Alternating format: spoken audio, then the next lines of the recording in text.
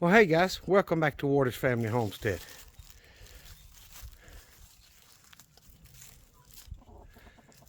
I was running some tests and I went ahead and gave the chickens and turkeys some scratch. Look, his tail feathers are falling out and he's still trying to strut.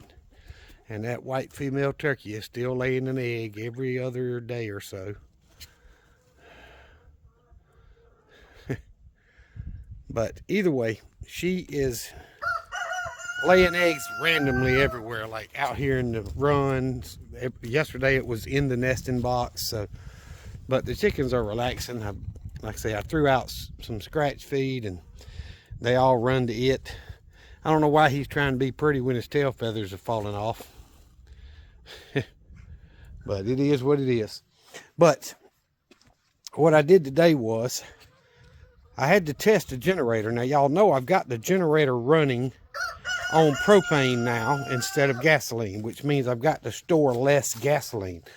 That was the primary purpose of me storing gasoline. Now, with that being said, as far as crap hitting the fan, gasoline is going to be a very vital commodity.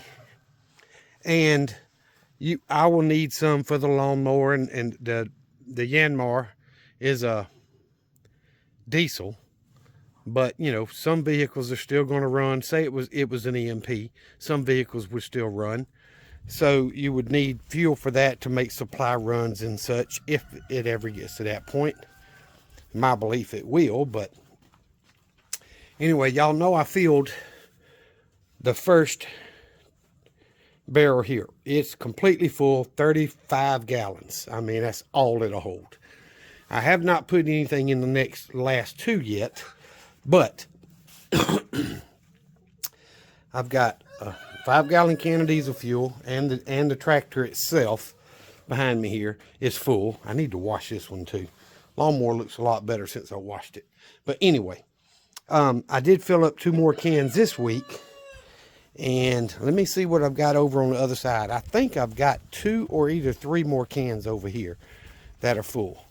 So let me see.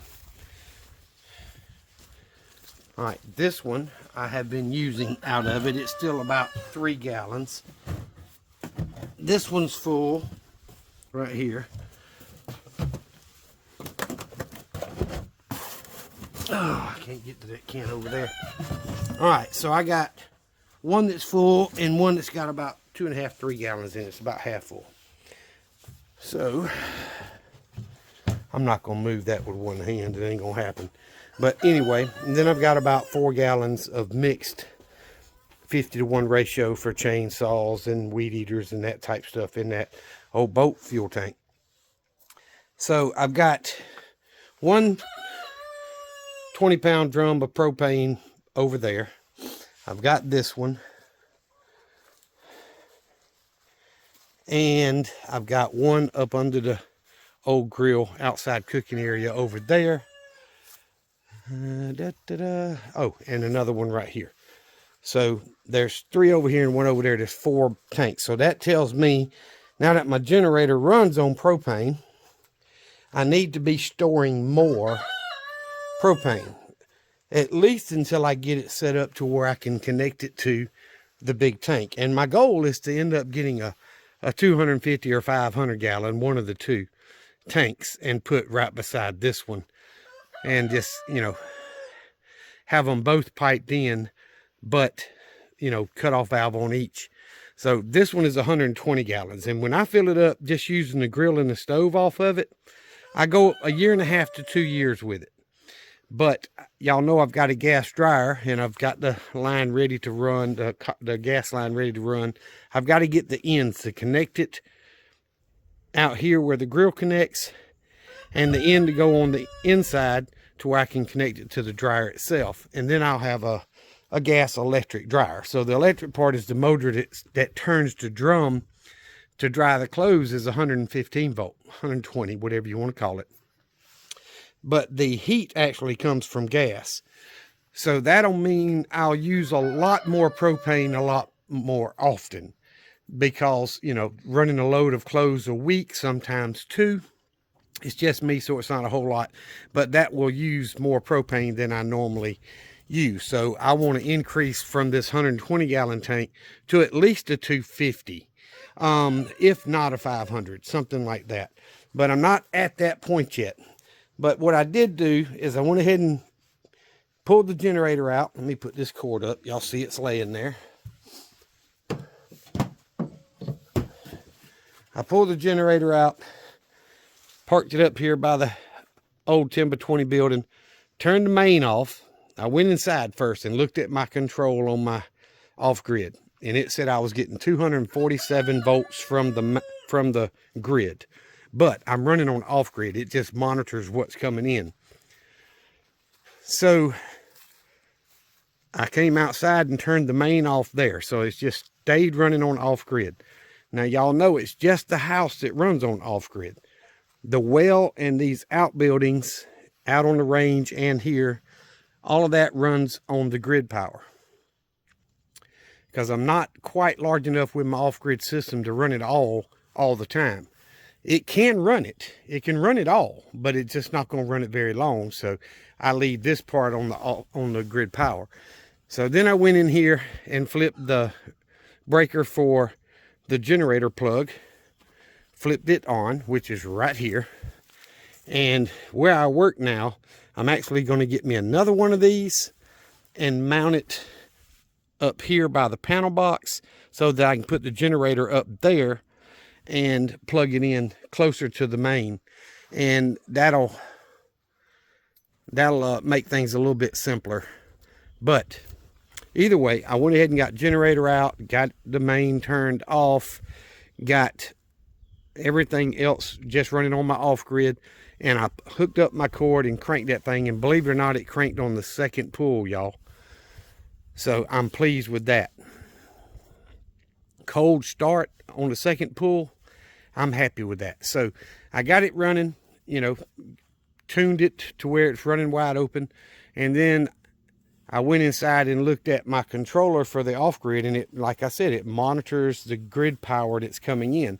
In this case, my generator would be the grid power, and it was showing 247 jumping to 249. So I'm still getting the same voltage that I was getting from the grid out of my generator. And that will run the entire property. Most importantly, it will run the well. So I get the gas dryer changed and get my soft start put on the well. It'll run on off-grid as well, but that's what the generator's for, is to back up the off-grid system. So if we were having to use off-grid, I could plug this up, and when my batteries get weak, go out and crank this, and the property would run on my generator, and at the same time charge my batteries back up. So that's the whole purpose of having this set up.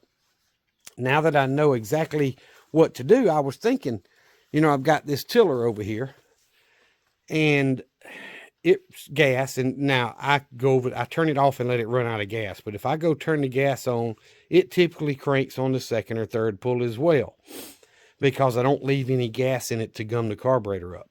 But, you know, I was thinking, I need to convert that to propane. Propane, you can store it indefinitely, guys. You don't have to worry about it going bad. But in order to do that, I would have to mount something on the front to hold the tank, because the exhaust is back here aiming up. So build a frame up here to hold the propane tank for it to feed that. I'm not going to go into that right now. I've got plenty of gas to run that tiller for a while. And my old 53 Harry Ferguson here, if you've watched any of my older videos, you know this tractor actually runs. And I was using it, this is before I bought the Yanmar. We had a dirt pan on the back of it, and I was trying to move a pile of debris over at my sister's house, me and my nephew. And we were using that dirt pan to kind of grab junk and move it and push it. Well, the hydraulics quit just all at once. It would no longer pick up the dirt pan. So, doing a little research, you've got to pull the right side back tire off and get into the whole rear end there to get to the hydraulics on these 53 models. And that's more than I can do mechanical wise. But the motor itself runs great. So at the very least, I'll be able to use this to pull something that doesn't need lifting and letting back down. So this tractor is still an asset as far as that goes. One day I may be able to get someone to fix the hydraulics in it. But if I didn't have the hydraulics, well, I could still drag the 5-foot harrow back there, and I could, drag it and harrow a garden spot if I needed to. I just wouldn't be able to pick it up, but that ain't no big deal. So this is in the plan somewhere down the road, but I just wanted to show y'all that. Well, look at the neighbor's hens over here. I threw some feed and some scratch out for them. I mix it together, and it's more than those two. The little rooster over there, Loudmouth, and her can eat, but they'll eat on it all day long. But I need to get the rest of this old stuff here cleaned up. But having the generator run on propane is a big deal.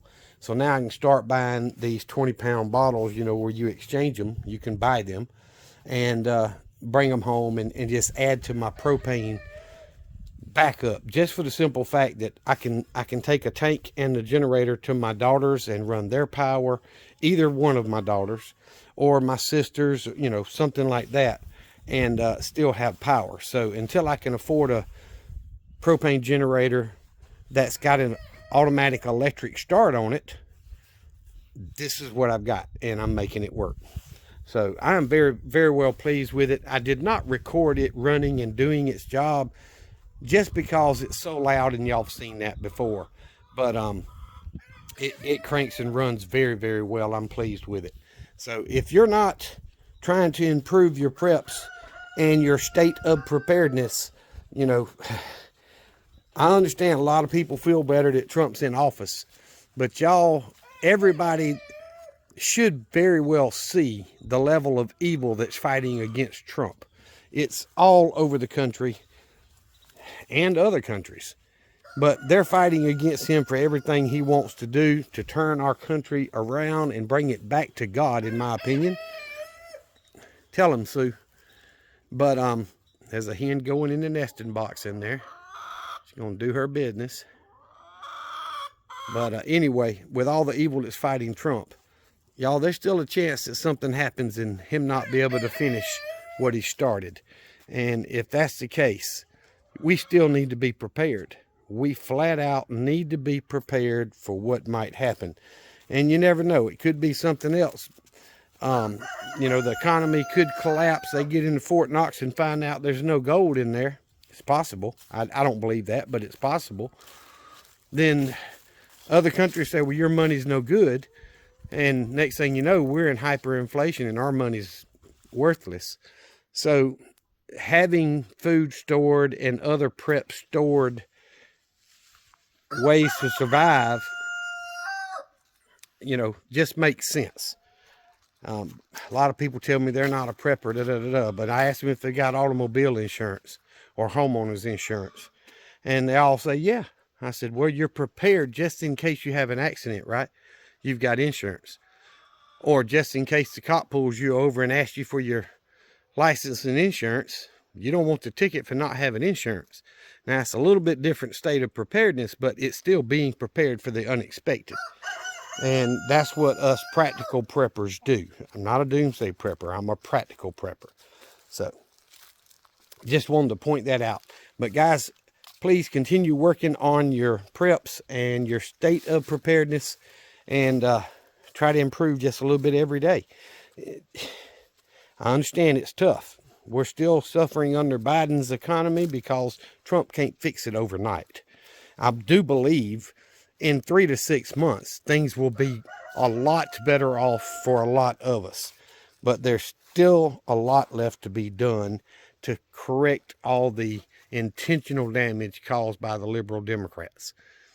And we need to be prepared for it. I believe they will eventually try to start an actual bloodshed war inside this country or with another country and hurt this administration in this country. I do believe that they've got that in the plan, so y'all need to be ready for it. I appreciate y'all watching my videos, hitting the thumbs up, commenting when you've got something to say. I read every comment that I see. I have caught YouTube not giving me notifications that comments were made, so I've tried to get in the habit of opening up the management app for channels on YouTube. I forget what it's called, whatever, and make sure that I'm not missing any comments. And sometimes I'll go, dang, this comment's 2 months old and I didn't see it. So either way, I appreciate y'all. Remember what I always tell you: Jesus Christ loves you, and so do I. Y'all be safe, be prepared.